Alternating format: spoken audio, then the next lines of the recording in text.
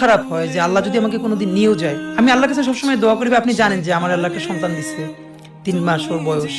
তো পরশু আমার এক খুব কাছের বড় ভাই, উনি ডেকেছিলেন আমাকে এবং আমার পিচিটার জন্য কিছু গিফট দিছে জোর করে।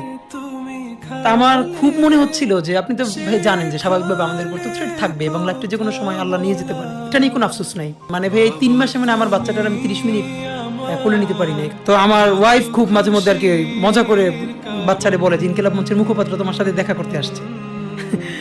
তো আমার এই প্রথম মনে হলো কি যে আমি ভাইয়ারে বলি, ভাই আল্লাহ যদি আমাকে নিয়ে যায় আমার বাচ্চাটার দিকে একটু খেয়াল রাখেন।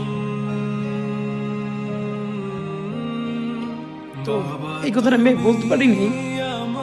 আব্বার একটা মানে আপনি যদি বলেন যে আমার সারা জীবনের যেটুকুন সততা, সাহস, লড়াই, এটার দুনিয়ার সমস্ত শক্তি আমার আব্বা।